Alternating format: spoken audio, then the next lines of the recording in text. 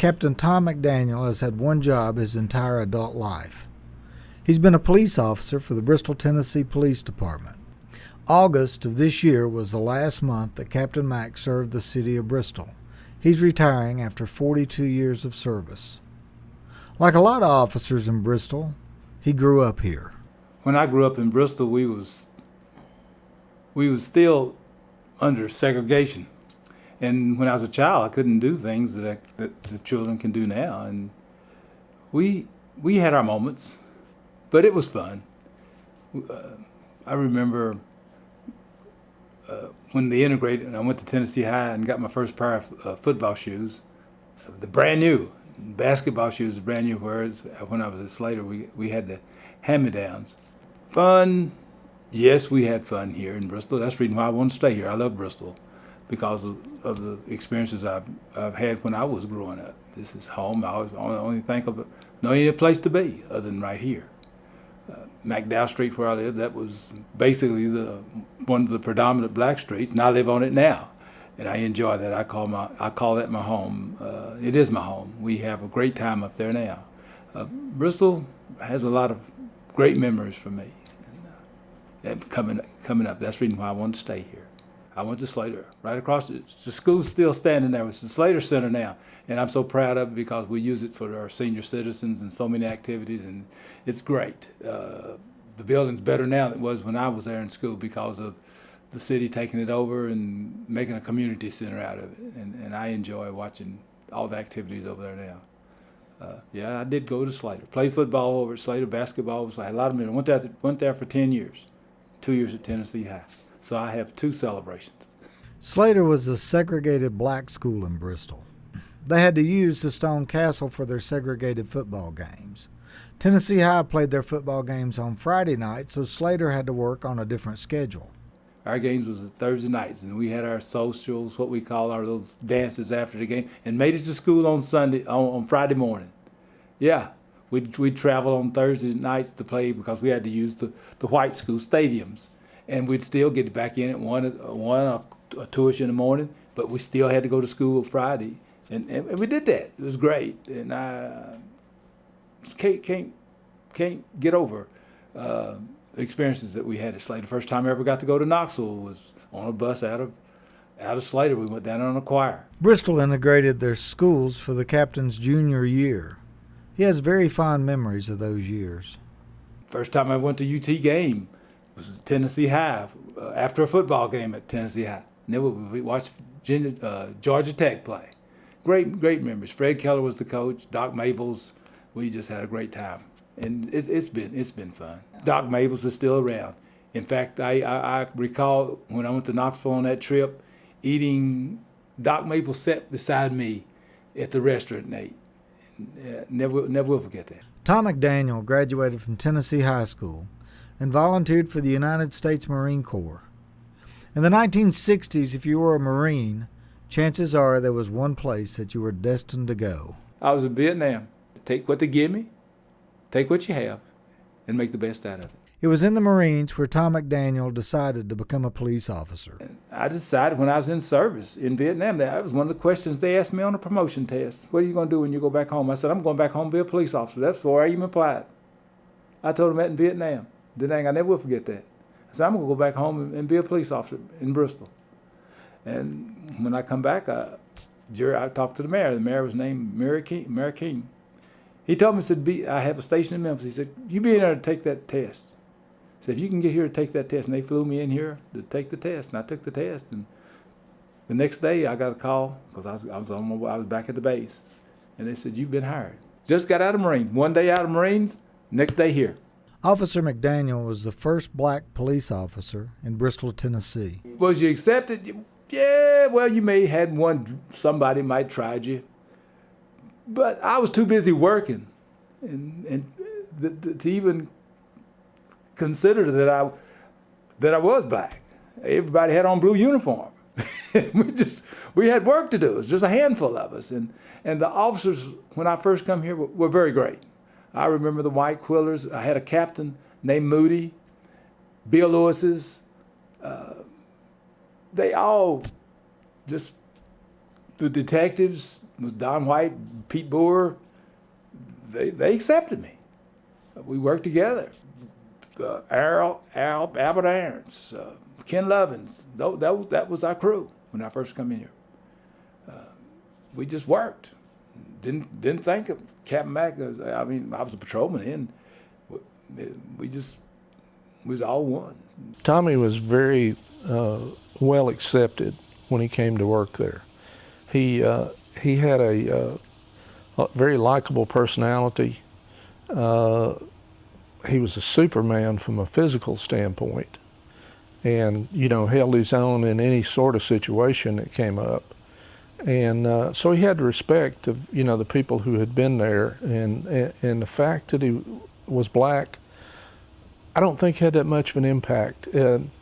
Bristol was sort of a different community as related to white and black, and not so much as you would see in the bigger cities and so forth. You may say you had one or two, but most of the time when that happened, the officers would usually pull them to the side and say, "Hey, we don't carry on like that with him. That's one of us." When Officer McDaniel started working as a patrolman, there were not that many officers and even fewer police cars. When both of us started, there were only 3 patrol cars. And we worked the city in 3 sections, center, east, and west. And there were 2 more cars, but one of them was the chief's car and the other one was a detective car. Old Plymouth, number 5. I drove number 5 for years. And I worked the East End until I made sergeant, I guess 12 years. I worked right where I was raised at. That was where I worked out of. And had a great time. I was off East Hill, Skull Hill, what they call it. That's where I come out of. That was a tough part of the city at the time. But being out of there and raised there and grew up there and run around with those guys up there, they all knew me, knew my family, my mom, my dad, my brothers. Never, if I'd come in, a lot of them would help me. That was Tom. He's one of us. Never, don't hurt him.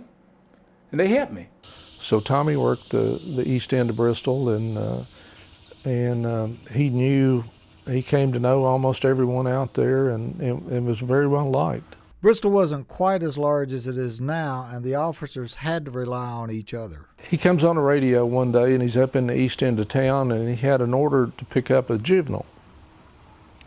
When he got there, the family basically surrounded him. And the mama had a hatchet, and grandma had some kind of I don't know, she had a rake or whatever it was. And he was in kind of a standoff position because he could have taken control of it, but he didn't want to hurt anybody. So he got on the radio and he called, and he said, "I need some backup up here." He said, "I got a real problem."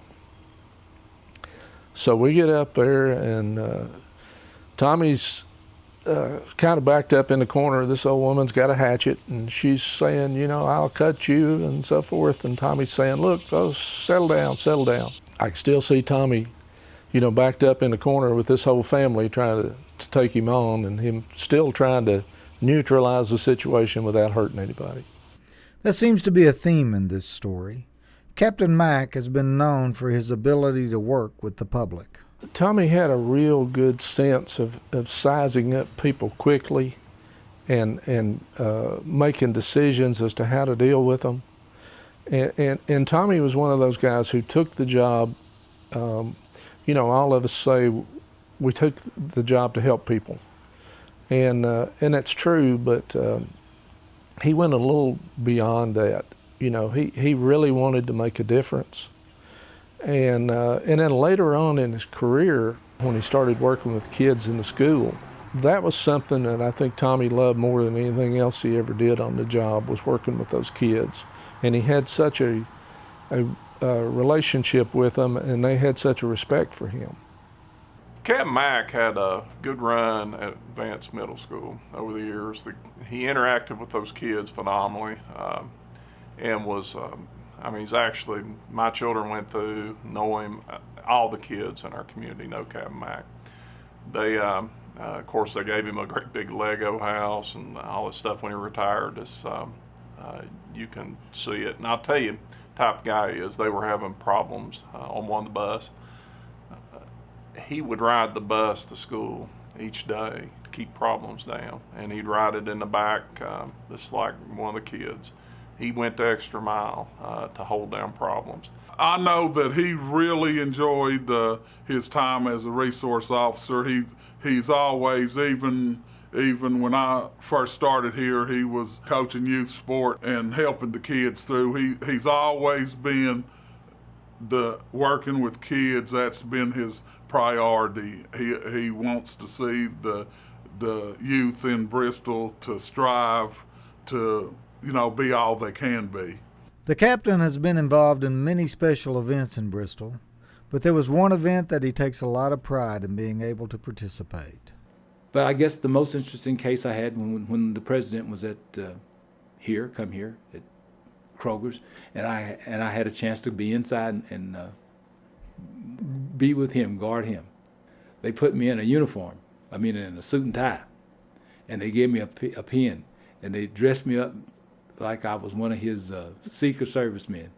And folks, they was opening doors for me out there, and I was just regular. They didn't know it. I had the pins on just like they did and walked around in the dark suit like they had, and they thought I was a Secret Service. And that was one of the most interesting, and was right there with the president. He was down here, and I was up on the balcony just right there. I was close enough where I could see him, and that was a big because all the officers in the United States, how many get the chance to see a president or guard a president? And I've had that honor. Captain Mack has devoted his life to serving the people of Bristol. It was a pleasure and an honor to have worked with Tommy all those years. He's such a fine individual. He's very much a family man. He loves the Bristol, Tennessee Police Department, and I know he feels like I do now that he's retired and he sees that black and white cruiser go down the street, or he sees that officer out there in uniform. He's still going to look out there and say, I was for a long time a part of that, and that's special. And the stories and the memories you have could fill up a room. When I first got here, Captain Mack was always one of the people I looked up to. Being a young officer, he sort of took a lot of the new people under his wings, and Captain Mack usually was always there to help you through any kind of adjustments, whether it was I've been under 4 chiefs, and each chief has their different things that they do, and Captain Mack was always there with the officers to help you get through any difficult transition you would have. Fine man. He's actually been an inspiration. He has taken enthusiasm and fitness and trying to live healthy to a whole new standard with the department. Matter of fact, he's served in numerous capacities, and one of those was the department's fitness trainer for a number of years. Matter of fact, even after his 43 years of work, he could probably outrun a lot of the troops today. He maintains a very disciplined regimen. He's been an inspiration to me personally. I've asked him over the years different health things, health advice. He's been a super guy to work with. We're going to miss him. He's had that Marine Corps discipline over the years. And since I've been chief for about 11 years working with him. There's absolutely nothing that I could ask him he wouldn't do or try to do to the best of his ability, and he would get it done at the end of the day. And he never griped, never did anything except hit it with full speed, full enthusiasm. And he reflected that down to the troops. And he ran the type of program that if you didn't want on his program, you're going to have conflict with him. He plowed forward. For years we used to, back when I was in patrol, we called a Big Mac attack. You didn't want a Big Mac attack. He would get fired up. He expected that enthusiasm and that go-get-em attitude, and really been a treasure, been a community leader, really a sharp individual to work with over the years, and that discipline is something that in my memories, and I always look back at that and think about, he towed the line. Appreciate I was able to work for Bristol this long, my health and strength. Give everything to my Lord and Savior Jesus Christ. I got to thank Him for letting me do it this long. And the people of Bristol accepted me, helping me along the way, and my officers that helped me, and the chiefs have been good to me. It's just been a nice place to live, work and live, and they've taken care of my family. I can't say thank you enough for that. But I do give all my praise and honor to my Lord and Savior Jesus Christ for watching over me. Thank you. Well, Captain Mack, have a great retirement, and I have a feeling we're going to be seeing that smile around Bristol for a long time to come.